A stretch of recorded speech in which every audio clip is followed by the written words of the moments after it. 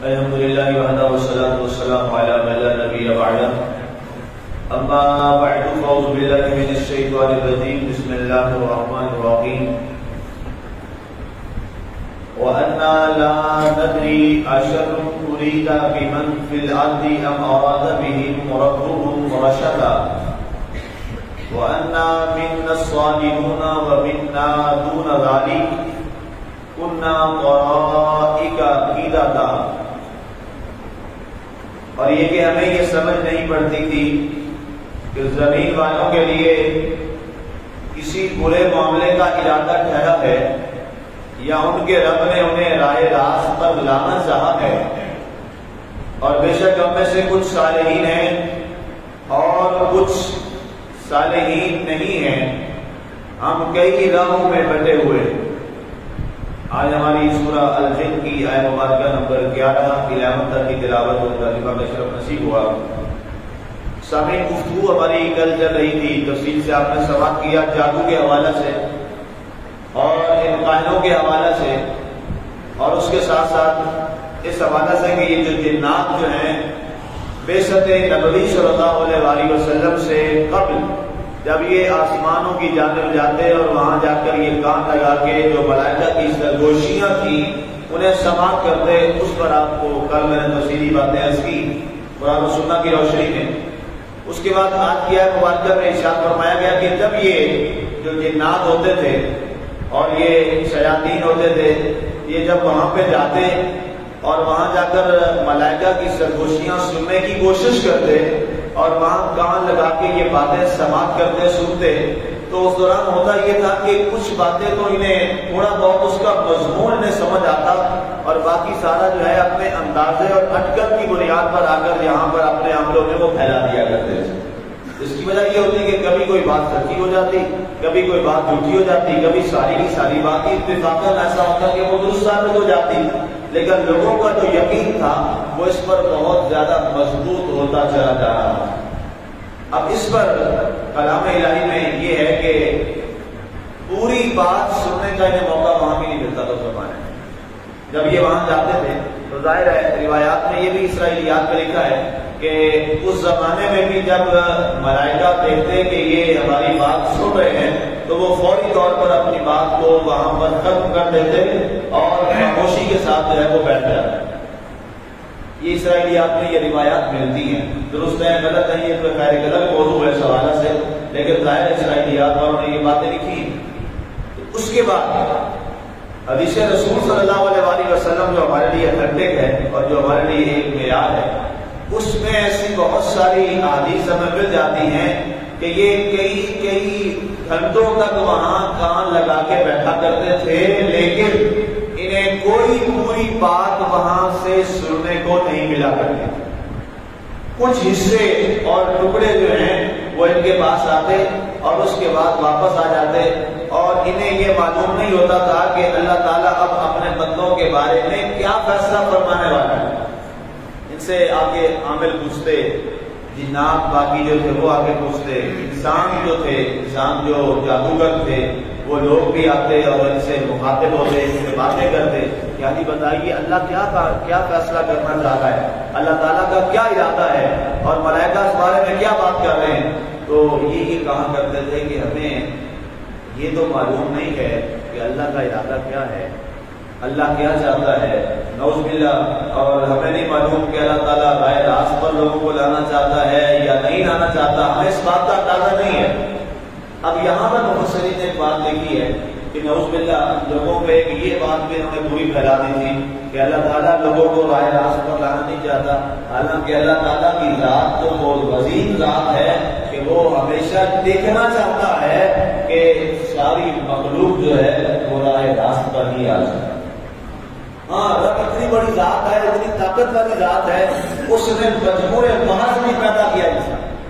یہ ہمارا عقیدہ ہے۔ اللہ تعالیٰ نے حق کا راستہ بھی بتا دیا، باطل کا راستہ بھی سمجھا دیا۔ نبیوں اور رسولوں کو بھیجنے کا مقصد کیا ہے کہ لوگوں کو کس طرف بلایا جائے، حق کی طرف بلایا جائے۔ وگرنہ اگر اللہ نبیوں اور رسولوں کو نہ بھی بھیجتا تو اللہ جواب دے کسی کا نہیں، وہ کسی کا جواب دے۔ اللہ رسولوں کو نہ بھی بھیجتا براہ راست کتابیں بھیج دیتا ملائکہ کے ذریعے اور فرماتا کتابیں پڑھ لو تمہاری زبان میں ہے.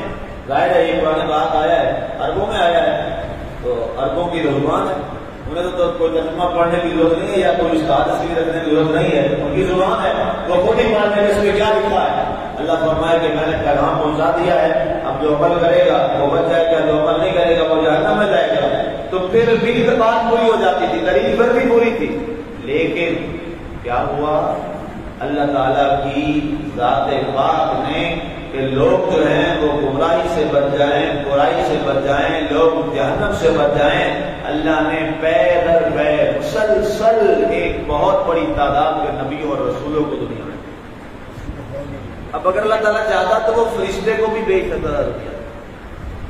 اب یہ سوال بھی کیا گیا, آپ نبی صلی اللہ علیہ وسلم سے سوال کیا گیا کہ اگر اللہ نے نبی اور رسول بنا کر بھیجنا تھا تو اللہ کسی فرشتے کو بھیج دیتا, آپ کو کیوں بنایا؟ تو اس کا جواب بھی دیا گیا, قرآن میں بھی اس کا جواب ہے کہ اگر نبی فرشتہ بن کر آتا تو فرشتے اور تمہاری جو ضروریات ہیں وہ بالکل الگ الگ ہیں. تم پھر اپنی ضروریات کو اسلام کے مطابق اس کو نمونہ اور ماڈل بناتے کہ ہم اپنی زندگی ایسے گزاریں جیسے یہ گزارتا ہے. فرشتہ جو ہے نہ تو وہ کھاتا ہے نہ پیتا ہے, ہم نے کھانا ہے تو کس طریقے سے کھانا ہے, کھانے کے لیے سامان ڈھونڈنا ہے تو کس انداز میں کرنا ہے. فرشتہ جو ہے وہ تو شادیاں بھی نہیں کرتا, اس کی تو اولاد بھی نہیں ہے, اس کے تو ماں باپ بھی نہیں ہے, اس کے تو پڑوسی بھی نہیں ہے, اس کے تو رشتہ دار بھی نہیں ہے. تو پھر یہ سارا نظام زندگی ہم کس کو دیکھتے کہ ہم نے زندگی کیسے گزاری. اس لیے اللہ تعالیٰ نے نبی اور رسول وہ بھیجے جو ہم ہی میں سے تھے, جو انسانوں میں سے تھے, تاکہ ان کو ہم دیکھیں کہ وہ زندگی کیسے گزار رہے ہیں. جیسے وہ زندگی گزار رہے ہیں ویسے ہم بھی اپنی زندگی گزار کے اپنے مالک کو رکھیں. سارے انبیاء کرام وہ قصب معاش کرتے تھے, ہر نبی اور رسول کوئی نہ کوئی کام کو کرتے تھے. آپ نے کئی دفعہ سنا ہوگا, آپ کو بتایا کوئی جناب بھیڑ بکریاں چلاتے تھے, کئی جناب وہ یہ درزی والا کام کرتے تھے, کوئی لوہے کا کام کرتے تھے, کوئی کام کرتے تھے, کوئی کپڑے کا کام کرتے تھے. اس طرح یہ سارے کاروبار تھے. یہ کیا تھا بنیادی طور پہ نبیوں کو تو جس نبی کی امت پر آسمان سے پکا پکایا کھانا اور دسترخوان آ جائے, کیا اس کو خود اللہ نبی کو نہیں کھلا سکتا؟ کھلا سکتا ہے. لیکن کیا کیا, مقصد کیا تھا؟ مقصد تھا کہ قوم کو سکھایا جائے. اس لیے اللہ کا نبی بھی کاروبار کیا کرتا تھا, اللہ کا نبی بھی زراعت کیا کرتا تھا, کھیتی باڑی کیا کرتا تھا, تاکہ امت دیکھے کہ ہم نے روزی کیسے کمانی, ہم نے رزق حلال کیسے کمانا. یہ پورا ماڈل اور نمونہ دیا جاتا کس کے ذریعے سے؟ اللہ کے رسول اور نبی کے ذریعے سے. وہ نبی اور رسول جب وقت آتا وہ شادیاں بھی کرتے, ان کی اولاد بھی ہوتی, ان کے ماں باپ بھی ہوتے, ان کا ادب اور احترام بھی وہ کرتے, ان کی وہ خدمت بھی کرتے. اور آپ کے نبی صلی اللہ علیہ وآلہ وسلم کی حدیث رسول ہے, آپ اندازہ کیجیے کتنا کمال کا یہ آپ کا ارشاد گرامی ہے. اور یہ ہم سب کو یاد ہونا چاہیے اور ہمیں اپنی اولادوں کو بتانا چاہیے, کہ نسلوں کو بتانا چاہیے. آپ نے فرمایا مجھے یہ پسند ہے اور میری خواہش ہے میں کبھی نماز ادا کر رہا ہوں اللہ, میں کبھی اللہ کی نماز ادا کر رہا ہوں اور مجھے میری ماں آواز دے اے محمد, تو میں نماز چھوڑ کر دوڑ کر اپنی ماں کی پہلے بات. اتنا بڑا جذبہ, اللہ اتنی بڑی شان بیان کر دی ماں باپ کی. اللہ نماز جس کو حد الوسع نہیں چھوڑنا چاہیے. جب آپ نماز میں آگے ہیں تو اب آپ نماز کو پورا کریں. لیکن کیا حکم آ رہا ہے کہ اگر میں محمد صلی اللہ علیہ وآلہ وسلم نماز پہ ہوں اور میری والدہ محترمہ علیہ السلام سیدہ آمنہ علیہ السلام مجھے آواز دیں اے محمد, تو میں نماز چھوڑ کر فوراً پہلے ماں کی بات سنوں پھر آ کر نماز ادا. یہ باتیں گھروں میں ہونی چاہیے. آج نافرمان مسئلے پیدا ہو رہے ہیں. یقین کریں لوگوں کی باتیں سن کے دل اڑتا ہے. اس کا قصوروار والدین بھی کچھ ہیں, والدین بھی اس میں کچھ قصوروار ہیں, اس لیے کہ والدین نے بھی انہیں اس سلیبس کی طرف نہیں ڈالا اس تعلیم کی طرف نہیں لے کے آئے جس تعلیم میں یہ باتیں بتائی جاتی ہیں۔ ظاہر ہے انہوں نے بھی بچپن سے آغاز سے وہیں اسی سلیبس کی طرف سارا زور لگا دیا جس سلیبس میں یہ کہا جاتا ہے کہ بس آپ سارے افراد ہیں گھر میں، ماما بابا بہن بھائی، بس ایسے ہی۔ وہاں تو ایسا سسٹم ہے، وہاں تو ساری جناب اکولٹی ہے، کوئی فرق نہیں بتایا جاتا ہے، جیسا فیملی ممبر ہے۔ لیکن ہمارا اسلام فیملی ممبر نہیں، ہمارا اسلام تو کہتا ہے تیرے رب کے بعد جس نے رب کی طرح پالا ہے وہ تیرے ماں باپ، تیرے ماں باپ۔ اللہ نے قرآن میں والدین کے لیے پتہ ہے کون سا لفظ استعمال فرمایا ہے؟ رب، رب کا لفظ استعمال فرمایا اللہ نے، خود رب نے کیا ہے۔ اگر کوئی اور کرتا تو ہو سکتا ہے لوگ کہتے ہیں یہ شرک ہو گیا، اب تو خود رب نے استعمال کیا ہے۔ دعا ہے ربی ارحمہما کما رب، کما رب، رب کا لفظ ہے کما رب یعنی صغیرا۔ تو اس لیے واپس آئیے آیت پر ارشاد ہوا کہ ہم نہیں جانتے کہ یہ اب ارادہ بھلائی کا ہے، راہ راست کا ہے یا کوئی اور راستہ ہے۔ تو بات میں یہ عرض کر رہا تھا کہ اللہ چاہتا ہے قوم ہدایت پر آ جائے، اللہ کا یہی ارادہ ہے، لیکن لوگ اللہ کے ارادے کو چھوڑ کر شیطان کے ارادے پر چل پڑتے ہیں، شیطان کے راستے پر چل پڑتے ہیں تو وہ گمراہ ہو جاتے ہیں۔ اور اللہ پھر یہ فرماتا ہے کہ انسان میں نے تجھے آزاد پیدا کیا ہے اور تجھے میں نے دونوں راستے دکھا دیے ہیں، اب فیصلہ تو نے کرنا ہے کہ کس راستے پر تمہیں کرنا ہے۔ دونوں راستے یہاں ہو، رحمان کا راستہ بھی شیطان کا راستہ بھی، اب فیصلہ ہم نے کرنا ہے کہ ہمیں کدھر جانا ہے۔ اس کے بعد فرمایا گیا وَأَنَّا مِنَّا الصَّالِحُونَ وَمِنَّا دُونَ ذَلِكَ، کہ ہم میں سے کچھ ایسے ہیں جو نیک ہیں صالحین ہیں اور کچھ ایسے ہیں جو صالحین نہیں ہیں۔ کُنَّا طَرَائِقَ قِدَدًا، اور ہم کئی راہوں میں بٹے ہوئے۔ اب وہ جنات کہتے تھے، وہ مخلوق کہتی تھی کہ ہمیں بھی کئی راستوں میں ہم بٹ گئے ہیں، کئی تو بڑے نیک ہیں، بڑے اچھے ہیں، صالح ہیں، اور کئی ایسے ہیں جو برے ہیں، بہت گندے ہیں، وہ اللہ کے راستے سے ہٹے ہوئے ہیں۔ لہذا ہمیں کوئی اس بارے میں پتہ نہیں ہے کہ اللہ کس کو ہدایت دینا چاہتا ہے اور کس کو ہدایت نہیں دینا چاہتا۔ وہ یہ کاہن کہا کرتے تھے ہمیں اس کا علم نہیں ہے۔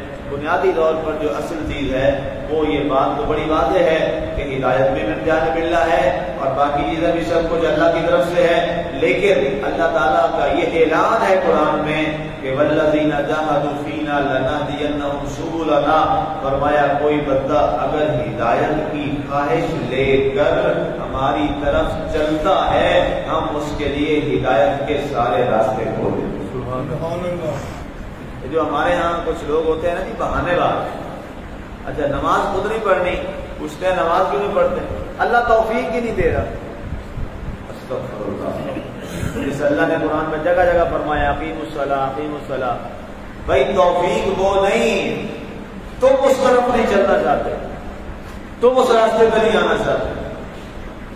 روزہ نہیں رکھا جناب، صحت مند ہو، فٹ فاٹ ہو، نوجوان ہو، اور دعا کریں کہ اللہ توفیق دے، اور مالک نے تو توفیق دی کہ اس نے ہمیں رمضان دے دیا۔ اب تو یہ ہماری نالائکی ہے کہ ہم اگر نہیں رکھتے۔ اسی طرح باقی جتنے بھی معاملات ہیں لوگ اپنی کوتاہیوں کو بھی نعوذ باللہ اور اپنی برائیوں کو بھی اللہ کے اوپر ڈالنا چاہتے ہیں، یہ ایک اور ظلم ہے، یہ گناہ کے اوپر ایک اور گناہ ہے۔